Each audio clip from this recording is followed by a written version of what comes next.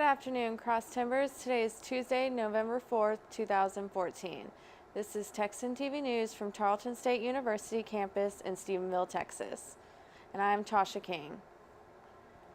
In campus news, Tarleton professor Dr. Chris Guthrie died last night after a long battle with cancer. Earlier this morning, I had a chance to talk to Tarleton professor Dr. Cruz, who is a friend of Guthrie, about him and his impact on Tarleton. Hi, we're sitting here with Dr. Cruz to talk about the beloved Tarleton professor Dr. Guthrie, who passed last night. Dr. Cruz, could you tell us about your personal relationship with Dr. Guthrie? I met Chris Guthrie 30 years ago. We became friends when I was still finishing my doctoral degree at North Texas, and he was instrumental actually in my hiring in the late 1980s. So we've been friends for about 30 years. It's a long time. What do you think Dr. Guthrie's lasting impact will be on Tarleton? Well, in my opinion, I can put this in some perspective because I was a Tarleton student, and I remember Dr. Grant and Dr. Dick Smith and the legends of Tarleton at that time, Dr. Bill Martin, and I've been of the opinion for the last couple of years, when I think about it, that Dr. Guthrie will be one of those legends of Tarleton. That is, he'll be on that Mount Rushmore of great professors that we've had at this school. Right, I'm sure he will. Could you tell us something about Dr. Guthrie's personal life and the impact he had outside of the university? Well, Dr. Guthrie, he loved his children and his grandchildren. He was just a great guy, very affable, and had a tremendous sense of humor, and was very quick-witted. So whether at a family gathering or around Christmas or at a Super Bowl party or a friendly game of poker, he was always the liveliest one. He was a live wire. What do you think it meant for him to give the last lecture at Tarleton? I think it meant a lot to him. I was a little worried about it because he had been in pretty bad shape during that period. But I think it meant a lot to him. While he seemed a little tired that night and of course was sick, I think that it meant a great deal to him that his personality, his good humor and his wit, I think came through very well in that last lecture, in spite of the fact that he was a bit enfeebled.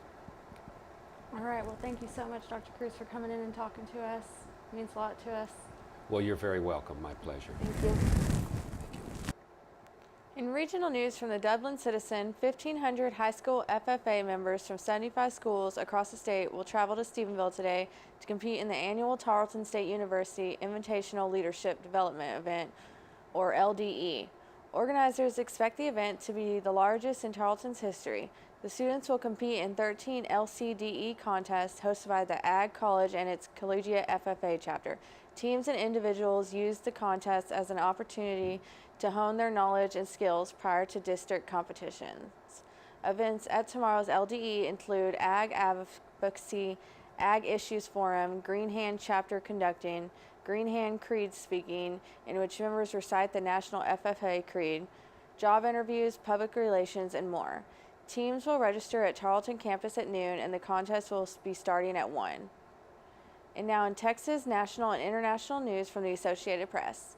In Texas news, Election Day has arrived and numerous people across the state are heading to the polls to cast their vote for Texas governor.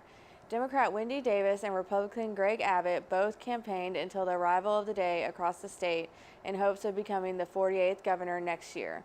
Nearly 1.7 million Texan voters have already cast early votes, and most polling places are open today until 7 p.m.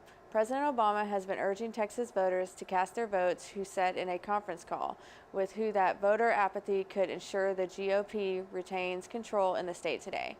Texan News is interviewing voters casting ballots today at the Erath County Courthouse. You can follow the live blog or exit interviews at texannews.net. In national news, California driver Jaquan Bell drove a black SUV through a marked crosswalk Friday near a school in Santa Ana, hitting and killing three 13-year-old girls, twin sisters Lexi and Lexandra Perez and a friend Andrea Gonzalez. He then fled the scene with his own children in the car. The victims were found lying in the street in their Halloween costumes. Authorities said on Monday that Bell had recently pled guilty to a separate hit-and-run accident. They believe Bell fled on foot with his two teenage children after ditching the damaged car in a nearby parking lot. He was arrested in a motel in Stanton, Santa Ana on Sunday. Police Chief Carlos Rojas said Bell left and did not render aid. In international news, a British banker in Hong Kong was arrested for murder. Hong Kong has come under the grip of a sensational double murder case that saw a British banker arrested after police found a woman dead in his apartment and the body of a second woman, apparently killed days earlier, in a suitcase on his balcony. Rurik George Caton Judding appeared in court to face 2 murder charges Monday. He's currently behind bars. Court documents list his occupation as a British banker with Bank of America. Both victims are believed to be Indonesian women, and authorities say they seized a knife from his apartment. Hong Kong is home to many foreign professionals, and it has a reputation as a city with very little violent crime. In fact, the city hasn't seen this sort of high-profile case involving a foreign resident since the famous milkshake murder case more than a decade ago, when American expatriate Nancy Kissel was convicted of killing her husband after she gave him a strawberry milkshake laced with a sedative. Ned Barker, The Associated Press. In sports news from the Associated Press, freshman Lauren Hill of Mount St. Joseph in Cincinnati has captured the heart of America playing against all odds. This basket, scored during a college basketball game, is one many in attendance will never forget. Lauren Hill, a freshman from Mount St. Joseph's University in Ohio, made the left-handed layup just 17 seconds into the game and was met with a standing ovation from the crowd. And I don't plan on it being my last game. Hill has an inoperable brain tumor and just months to live. The NCAA allowed the game to be moved up 2 weeks because of the urgency of Hill's condition. The 19-year-old's fight has captured nationwide attention.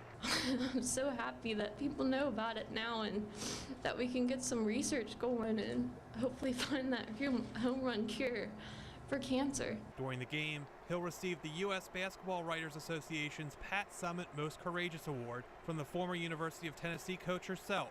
Hill plans on being there for her team for as long as she can. And even if I can't play, if I'm in a wheelchair by then or anything that happens, I'm still gonna try to be there with my team and be there to support them because they've always been here to support me. And as if scoring the opening basket wasn't storybook enough, Hill also scored the last basket of the game, helping her team to a victory. Bob McCall, Associated Press. In weather today, we'll have a high of 70 and a low of 48 and will be cloudy. Thunderstorms are likely with south winds switching to north winds 10 to 15 miles per hour. This has been a production of Texan TV News, a product of the Texan News Service from the Tarleton State University campus in Stephenville, Texas. Tune in to Northland Cable Channel 9 on weekdays at 12:30 for each day's top stories and Wednesdays at 1 for the week's top stories in Spanish. You can follow the Texan News Service on Facebook and Twitter and check out our website at www.texannews.net for all of your latest local, state, national, and international news, as well as all of your entertainment and sports updates. And the live stream of Texan TV News, today's broadcast was produced by Tasha King, Kevin Blake, and Amy Nash. I am Tasha King. Have a wonderful day, Tarleton Texans.